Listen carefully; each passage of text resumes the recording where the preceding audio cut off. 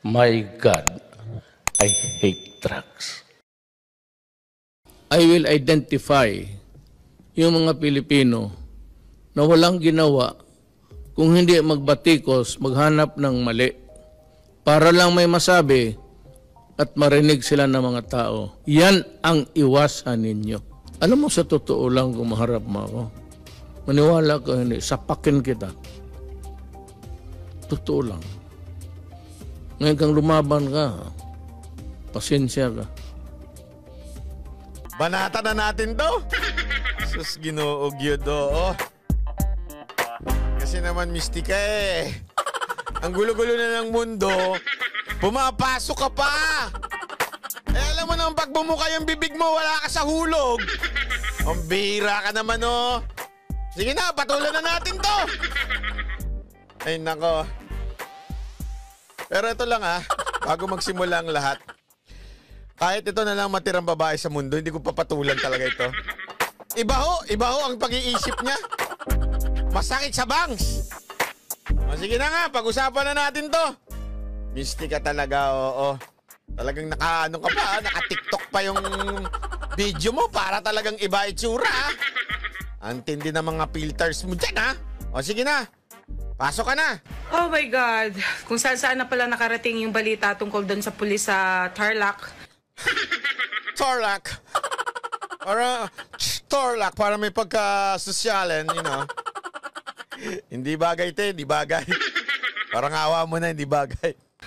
Na may pinatay na maglola. So, tinatanong lahat, ano daw ang pakiramdam ko? Ano daw masasabi ko? Sino nagtatanong? Wala akong mainteresado sa opinion mo, te. Parang awa, ano to? Nag-iimbento ka na may nagtatanong sa'yo? At gustong malaman yung opinion mo as if it matters. Te, wala. Nag-iimbento ka, imaginary mo yun. Imaginary fans mo na may nagtatanong daw sa akin kung anong reaction ko. Te, walang may interes. Parang awa mo na. Okay? Lahat ng buong Pilipino nagkakasundo na dapat na itong pulis na ito dapat talagang magdusa. Sabi nga ng iba, gusto nila magdusa ng kamatayan kahit ako. Dapat to magkaroon na ng death penalty. Tapos ikaw, hihingan ka namin ng payo, opinion mo? Sige nga, ipakita mo nga. Sino nagsasabi sa'yo na kailangan ng opinion mo? Pakita mo. Well, based on kung ano yung nakita ko na dyan, puro sila against doon sa ginawa ng police. Well, noong tiningnan ko naman saan nag-ugat, well, at talagang tiningnan ko talaga kung ano yung pangyayari, mga ganon, talagang mga pasaway nga naman kasi yung maglola, okay? Dahil doon sa video na sabi mo na kagad pasaway yung maglola, hindi nga kompleto hindi nga kompleto yung video. Ang kita na lang natin doon yung nag-aaway na sila. Yung before that, nakita mo ba? Wala ka naman nakita Tapos sasabihin mo, pasaway yung maglola? Ang bira ka Lalong-lalo na nung lumapit yung anak at sinabi na, my father is a policeman. So, tingnan mo yung paliwanag na to. Tingnan niyo yung paliwanag. Wala talaga sa hulog.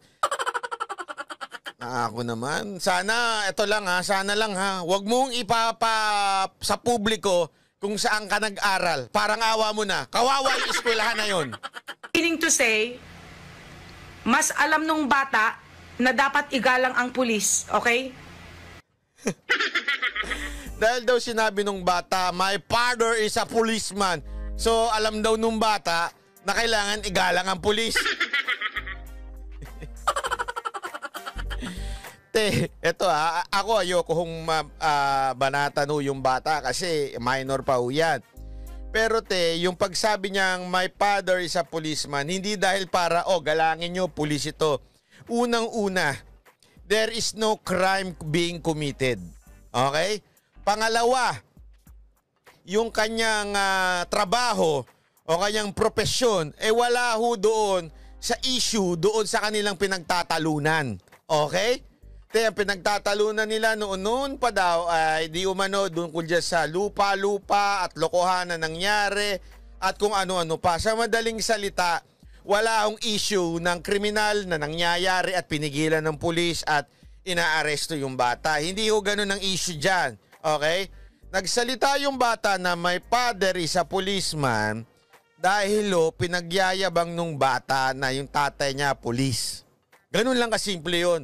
Ang simple lang niyang logic na yan. Hindi mo na kailangan na lagyan pa na sabihin mo na kailangan ginagalang ang tatay ko dahil siya ay pulis. Walang ganun. Hindi nga ho siya naka-uniforme. Ibig sabihin at that time, unang-una, off-duty yung pulis, kahit ba sabihin nating 24/7 dapat silang aktibo bilang pulis, wala ho naman siyang ginagampan ng trabaho at that time. Ulitin ko, wala hong krimen na nangyayari at that time. Kitang-kita naman ho sa video. At saka isa pa, ang pulis, peace and order ang kanyang ginagampan ng trabaho. First of all, ano bang ginawa nila? Okay? Yung pagpaputok na sa ibang mga tao, of course, kahit ako, kung sakali may nagpaputok at ako ay naabala, hindi man ako pulis, but I have to go to the policeman. At kung hindi naman... Sandali, ang gulo mo Ang gulo-gulo mo! Sige, ang rason mo. Balik natin sa logic mo.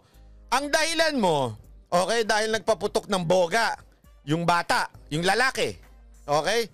Tapos, sabi mo, ang trabaho ng pulis is peace and order. Okay? Pero, sabi mo din na kung ikaw yun, pumunta ka doon sa pulis. Okay? Ganito nga ho Tanungin kita. At that time, kung ikaw nakakita nun, ang una mo dapat pinupuntahan barangay. Pangalawa, yung police station na pinakamalapit o nakakasakop doon sa lugar na yon. Okay? Pangatlo, kung sinasabi mong peace and order, sandali, meron hubang gulo dyan na nangyayari at that time? May gulo hubang nangyayari para hulihin ng pulis at posasan at the same time barilin? Wala. Walang gulong nangyayari doon. Ang nangyayari, basag trip lang. Okay? Pwede namang sabihan ng pulis Sabihan ng pulis na, oy, bawal yung ginagawa mo, itigil mo yan. Kung ayaw mong itigil yan, aarestuhin kita. Ang dapat dala ng pulis posas. Hindi ho yung baril, pwede niyan dala, nakatago lang, pero posas. So, bakit niya binaril? Yun ang tanong doon Lumalaban ba yung tao? Hindi naman lumalaban, kitang-kita sa video. Okay? At saka sandali, kung sinasabi mo, ang logic mo yung pagputok-putok ng boga dyan. Ang nagputok po ng boga yung lalaki. Sino ang unang binaril? Yung lola o yung nanay nung lalaki. Ano ho ibig sabihin nun? Sablay na ho kagad yung argumento ninyong peace and order na dapat pinatutupad nung pulis. Kasi wala namang ginagawang kaguluhan yung nanay Bakit niya binaril? Kung hindi naman na-aksyonan yung aking complaint at dahil wala palang pakialam itong mga ikino-complain sa pulis, walang paggalang, of course, that would be a big question on my part. Diba? So katulad nito, ano ba talaga? Yung anak ang nag-react na mismo. Nakikita ko nagbi-video siya. Hanggang sa nakita na niya na talagang wala na talagang paggalang sa pulis tong maglola. Hanggang sa hindi na nakapagtimpi yung bata, lumapit, my father is a policeman. Let it go. So, natural, bilang isang magulang. Ano? Pinalaki mo yung bata na yan. Tapos? With respect, iginagalang ka bilang policeman. Tapos? Anong gagawin ko? Hayaan ko na lang ba na babastusin yung bata? Trabaho ko? Babastusin yung ginagampanan kong katungkulan bilang pulis? Sira pala talaga ulo nito ni Mystica Ate, sa tingin ko lang naman may tama ka talaga. May tama yung yung opinion mo Hindi ikaw, okay? Hindi. Matino ang kaisipan mo. Sa tingin ko lang may tama ho yung sinasabi ninyo. Alam niyo kung bakit? Unang-una, so gina-justify mo yung ginawang hakbang ng pulis dahil hindi siya ginagalang? Okay ka lang? Okay ka lang? Hindi ko krimen yun. Wala akong krimen na hindi galangin ng pulis, okay? Ito sinasabi ko. Dapat galangin natin ang pulis. Pero kung may isang tao na disagree siya sa pulis, hindi niya ginagalang, as long as hindi naman niya sinasaktan yung pulis at hindi naman niya nilalibel yung pulis, sandali, pwede naman mag-disagree ka dun sa pulis eh. Pwede ka namang hindi mo respetuhin yung pulis eh. Hindi ibig sabihin nun, pwede mo na kagad barilin. Dahil lang hindi ginalang yung pulis, pwede mo nang gamitan ng baril. Alam mo ba ibig sabihin ng maximum tolerance ng mga kapulisan? Yun nga lang ng nasa rally. Halimbawa na lang sa rally di ba? Maximum tolerance nga Pinapalo na yung mga pulis, binabato na yung mga pulis, hindi nga inaalaw na magdala ng baril yung pulis habang nasa rally. Maximum tolerance ang tawag doon. Kahit, kahit sinasaktan na ng mga rallyista yung mga pulis. Okay? They're not allowed to bring firearms. How much more? Kahit bastusin ka, okay? Hindi ka nga dapat mamaril. Maximum tolerance dapat ang ina-apply ng mga kapulisan. Ulitin ko ulitin ko lang sa iyo para malinaw. Dapat nire-respeto ang pulis. Ngunit hindi ibig sabihin noon, makinig ka, pag hindi na sila nirespeto, meron na silang karapatan, okay? Gumamit ng kanilang armas at pumatay ng tao. Napakalinaw niyan. So you're simply justifying, na pag binastos ang pulis, pwede nang gumamit ng armas? Naman, asan sa batas yan? Pakihanap nga. At hahayaan ko na lang na i-manipulate ako itong mga maglolang ito na wala silang pakialam. Well, if I would be that policeman as well, hindi... Huwag ka na mag-Ingles! Ang gulo na nga nung Tagalog mo, mag-i-Ingles ka pa? Para ka pala namang... Hindi mo na nga may paliwanag na maayos sa Tagalog, i-Englishin mo pa. Tinabaling ako'y makulong.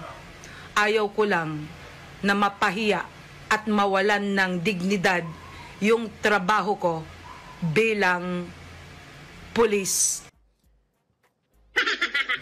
Wait. So, sabi mo, hayaan mo na lang na makulong, okay? Kung ikaw yun, wag lang mabastos yung dignidad mo bilang pulis. Hindi naman yun You're not getting the point.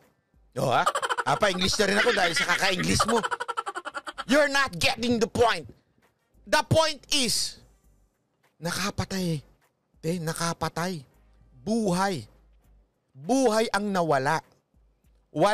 Ang ibig sabihin nito, it's not even worth it Yung init lang ng ulo, wala namang nasasaktan at that time, wala namang krimen na nangyayari. It was just init ng ulo. Dahil dun sa init ng ulo, may buhay na nawala. Hindi lang isa, dalawate. Sasabihin mo, okay lang makulong dahil nawala yung dignidad niya bilang pulis? Dignidad ng tao nawala. Ito, buhay nung nawala. Buhay nung dalawa. At at the same time, merong pamilya yang tinutulungan. May pamilya yang binubuhay. Ama yan. So, dahil lang sa nawala ang dignidad, justifiable na ang mamatay ka ng tao o pumatay ka ng tao? Mystica, medyo please check your values in life, Your values in life is so sickening. You're so something, Na nagme-maintain ng peace and order. So pamamagitan ng ginawa niya, kung yun na lang ang way para mapatahimik to maglola, then he did his thing. That's what I think. Diba? English ka ng English Ano ang dapat niyang gawin? Hayaan. Naputol lang ko yung video niyan. Yan lang ko nakita ko. Alam nyo, ito si Mystica ha. Feeling ko kasi ito, wala na kasing karir tong, tong artista. Artista ba ito? O split dancer? Di ko na, kalimutan ko na, nag-artista ba ito? Oh.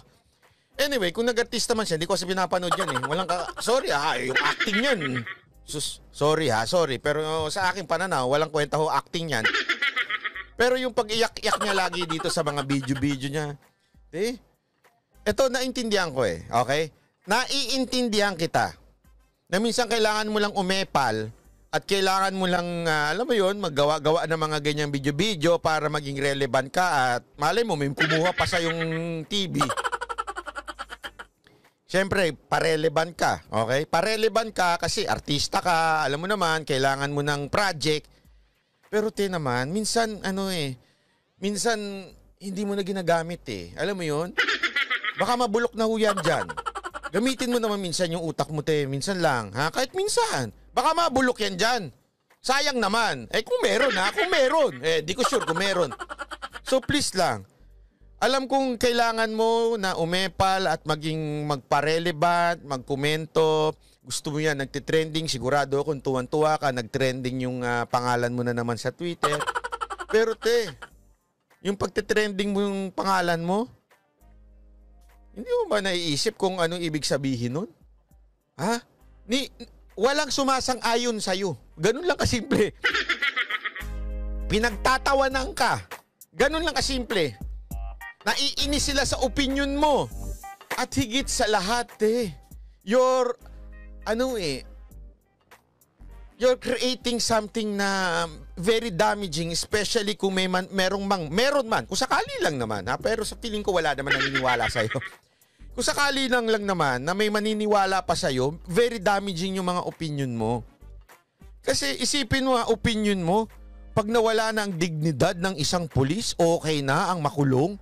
Okay na yung justifiable na yung ginawa ng pulis? Hindi ho ganyan. Isipin mo na lang, kung ilan ang pulis na binabastos ng mga ilang, lalo na yung mga aktivista, mga rallyista, binabastos sila. O isipin mo na lang kung yan ang paniniwalaan ng tao, na pag nawala ang dignidad, dapat na humakbang ng hindi maganda. Buhay pa rin ng tao yung kinitil nung pulis na yun, hindi ho maganda yun. Ito, seryoso ito Alam kong gusto mong umepal, gusto mong magpaka-relevant at gusto mong, alam mo, magka-project dahil laos ka na. Wag naman sa ganyang paraan, hindi ho maganda. Seryoso ako ako manager din ho ako Alam ko, buhay ng mga artista, issue. Buhay ng artista, controversial. Pero ilalagay mo naman sa tamang hulog, Sa tamang hulog lang. Yung hindi ka naman, okay lang magkaroon ka ng issue sa sarili mo di ba? Dahil artista ka, alam mo yung imbe-imbento ka, alam naman natin mga artista, imbe-imbento ng mga relationship, jowa, ganyan-ganyan. Parte yan ng pagiging artista Pero yung wala namang madadamage, yung wala namang maapektuhan at matatapakan, yung pinagsasabi mo, kung ako yung pamilya, nung nanay at saka nung bata, yung lalaki, medyo hindi ho tama kung mapapanood kita. Maiinis akong sobra. Hindi ka na nga nagdalamhati. Hindi ka na nga alam mo yun, nakiramay. Tapos i-justify mo pa yung ginawa ng pulis. Ewan ko ba Naisip mo ba kakampihan ka ng mga Duterte supporter? Hindi. Ito sa'yo. Hindi ka kakampihan. Bakit? Alam ng lahat, maging si Pangulong Duterte, na sablay yung ginawa ng pulis. Ewan ko nga, ikaw lang kumampi. Isipin mo sa dami ng mga Pilipino, ikaw lang kumampi. Siguro naman, walang kakampi doon sa ginawa ng pulis. Kitang-kita naman, maling-mali. Walang krimen na nangyayari, hindi lumalaban yung lalaki, nakayakap na nga lang yung nanay para pinipigilan yung lalaki. Tapos ganun pa dahil lang nabastos, dahil lang na, alam mo yun, na trigger. Naman, isip-isip ka naman ng ibang gimmick mo. Please lang, isip ka naman ng ibang gimmick mo. Hindi maganda hindi maganda. Nakakasama ng loob dun sa pamilya. At saka syempre hindi rin maganda kung may maniniwala pa sa'yo pero sa tingin ko wala naman. So, baka okay na yun. Kaya lang, hindi talaga maganda yung komenton mo. Aside medyo sa halatang mahina ang ano mo, sablay ka talaga. Halatang may ganun, no? Medyo ganun yung ano mo, yung pag-iisip mo. Mali tayo. Magbago-bago ka ng ibang issue. Hanap ka ng ibang issue. Siguro ko sa'yo, magandang gawin mo, mag-split ka na lang. Yun, mag-split ka na lang sa karsada tapos sigaw-sigaw ka dyan. Magsuot kayo ng face shield at face mask. Siguro matutuwa pa yung mga tao eh. Ang galing-galing nakakapag-split pa siya. O, di ba? At least ganun, medyo, tapos lagay mo, magsuot ka ng t-shirt, wear mask, wear face shield, mag-ingat. O yung mga ganung gimmick, di ba? Tapos, pumunta ka dyan sa karsada mo, mag-split ka, tapos mag-video-video ka, baka matuwa pa kami. Alang itong gimmick mong to para maging relevant, hindi maganda, te. Hindi maganda.